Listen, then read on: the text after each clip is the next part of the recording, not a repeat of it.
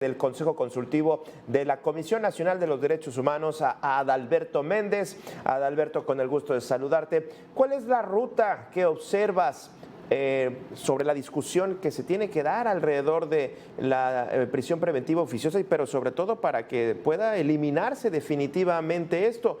Estamos en la coyuntura de la discusión del Poder Judicial, un choque de trenes Senado contra la Suprema Corte. No sé si ese tema se ve en la agenda política de estos entes públicos. Adalberto. Primeramente, gracias por la invitación, Gabriel. Mira, a ver, el tema de la prisión preventiva oficiosa es un tema que en México tiene discutiéndose muchos años, desafortunadamente sin lograr estandarizar el marco jurídico normativo mexicano con los estándares de la Convención Americana, ¿no? Recientemente, hace aproximadamente 2 años, cuando la Corte Interamericana resuelve 2 casos contenciosos en la materia, Zompantla Tecpile contra México y Reyes Alpizar contra México, se advierte la necesidad de mencionar que la figura del arraigo en la prisión preventiva oficiosa en México es incompatible con lo que establece la Convención Americana. Incluso en estas 2 sentencias lo que se hace es un poco determinar que México modifique este tipo digamos, de figuras, ¿no? Aquí hay 2 cuestiones que creo que tenemos que analizar de forma, digamos, muy, muy minuciosa.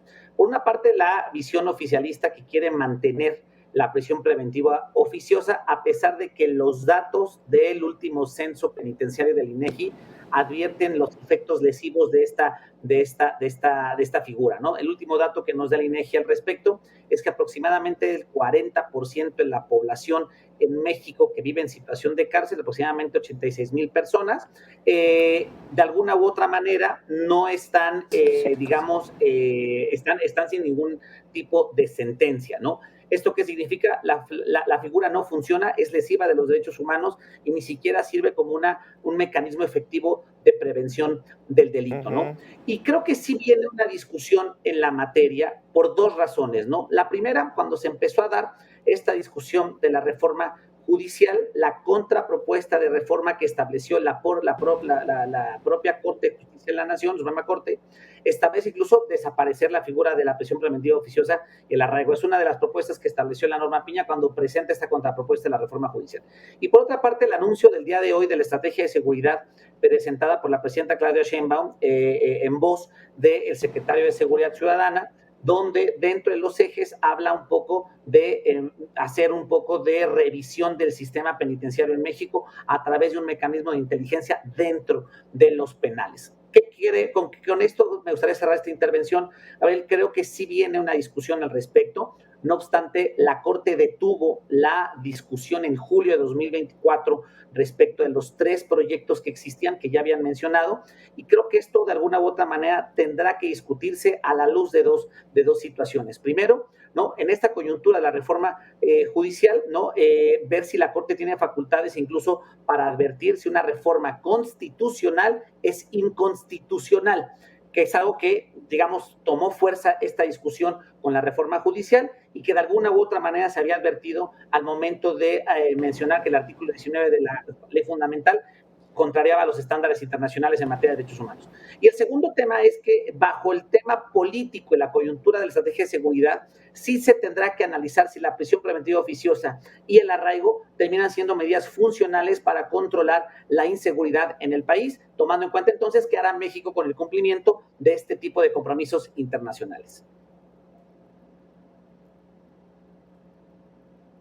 Interesante, sobre todo porque le estaba echando un vistazo nuevamente a la estrategia que presentó el día de hoy la presidenta de la República y por supuesto el secretario de Seguridad Pública, este documento que realmente, digamos que en la coyuntura de inseguridad no sé si está atendiéndose la propia tema de la prisión preventiva oficiosa.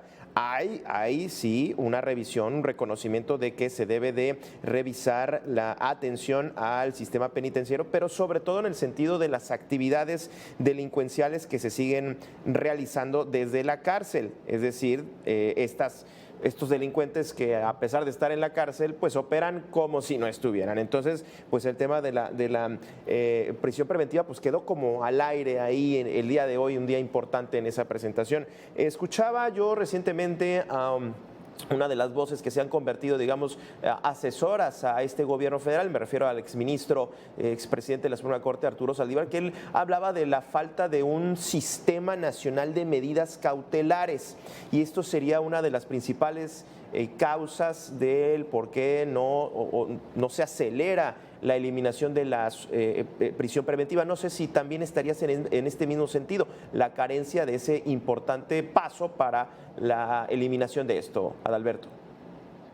Mira, definitivamente, pero creo que no es el único factor, ¿no? La existencia de un sistema nacional de medidas cautelares lo que te da, digamos, es homologar mecanismos previos, digamos, de contención de riesgos, digamos, respecto de personas que han cometido delitos, a efecto de poder un poco, digamos, inhibir que la actividad delictiva continúe, a efecto incluso de que no sea una acción lesiva para los derechos fundamentales. Pero creo, Gabriel, que no nada más es eso. El Sistema Nacional de Medidas Cautelares sin duda alguna es necesario, y yo es una propuesta que sin duda alguna creo que acompañaría, tomando en cuenta que permitiría un poco eliminar esta figura que hoy es contraria al derecho internacional de los derechos humanos, pero tenemos un tema de fondo que aparte sería sistémico, y esa es la impunidad, ¿no? ¿Y esto a qué me refiero? De alguna u otra manera, la prisión preventiva oficiosa no termina siendo una figura que de alguna u otra forma es eficiente, porque tampoco la persecución de los delitos es eficiente, ¿no? De 10 delitos que se persiguen en México, solamente 2 terminan en alguna sentencia. ¿Esto qué significa? El rango de investigación, el rango de bateo de los ministerios públicos en este país es verdaderamente ineficiente. Entonces, si al tema de la prisión preventiva oficiosa le sumamos la discusión de impunidad, la impunidad creo que termina siendo incluso más lesiva, porque estamos teniendo gente, ¿no?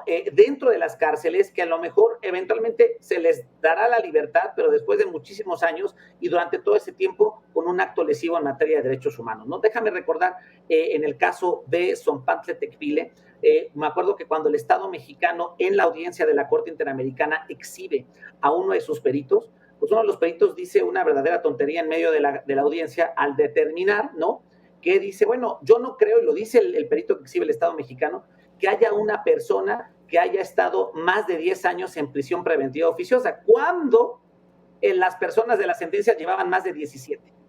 Es decir, incluso existe un desconocimiento del propio Estado mexicano de la situación de cómo está vulnerando estos derechos a las personas que no han sido de alguna u otra manera, juzgadas de manera pronta, expedita y con los mecanismos de acceso a la justicia. Y adicionalmente, yo creo que hay que analizar un tercer punto adicional a los que ya comenté, que es la propuesta del ministro Saldívar del Sistema Nacional de Medidas Cautelares, así como la cuestión de la impunidad. Y la tercera es que el sistema de justicia en este país, la realidad es que es caro. Hoy acudir a la justicia es inaccesible. El poder acceder a un abogado, abogada de calidad es oneroso. Y ahí creo que es el tercer punto de la discusión, ¿no? Tendríamos que garantizar además que efectivamente el sistema de defensoría en este país sea accesible, de bajo costo, pero sobre todo de calidad. Que haya personas que realmente ejerzan la profesión con una diligencia de vida en la representación de las personas de escasos recursos, que son realmente las que terminan yendo a parar de manera ilegal, de manera lesiva a sus derechos fundamentales en este esquema de principio de prisión preventiva oficiosa. Oye, para cerrar, déjame preguntarte, tú que estuviste en la Comisión Nacional, se habla y se discute de la posible reelección de la actual presidenta de la Comisión de los Derechos Humanos, Rosario Piedra, inclusive que se pudiera reelegir, pudiera estar otro periodo importante. Me imagino que esto no serviría mucho para que se discuta, se elimine, teniendo en cuenta que tenemos una comisión actualmente, y no sé si coincidirás, pero muy oficialista, Adalberto. Coincido al 100%, Gabriel. Creo que una reelección de Rosario Piedra verdaderamente sería lamentable y sería catastrófica para el sistema de protección no jurisdiccional de los derechos humanos en México, ¿no? De alguna u otra manera, hemos visto que la tendencia de la Comisión Nacional ha sido un poco secundar la tendencia oficialista en temas de coyuntura nacional. La reforma judicial creo que es de alguna u otra manera el mejor ejemplo, ¿no? Cuando sale la aprobación, de la reforma judicial, la Comisión Nacional manifiesta que no impugnará la reforma judicial porque es una victoria del pueblo. Una cuestión verdaderamente de risa ese comentario por parte de la Comisión Nacional porque carece de cualquier perspectiva, digamos, técnica en la materia.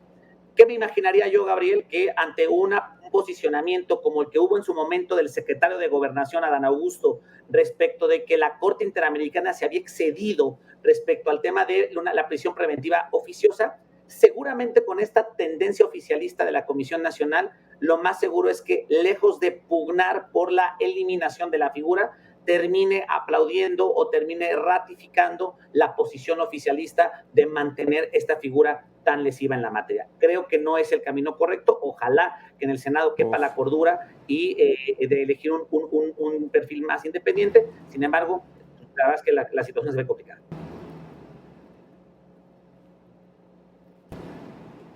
Bueno, pues me quedo con esto. Catastrófico sería. Muchísimas gracias, Adalberto Méndez, exintegrante del Consejo Consultivo de la Comisión Nacional de los Derechos Humanos. Gracias por tu tiempo, por haber estado compartiendo tu análisis al respecto de este tema. Bueno, me tengo que ir a la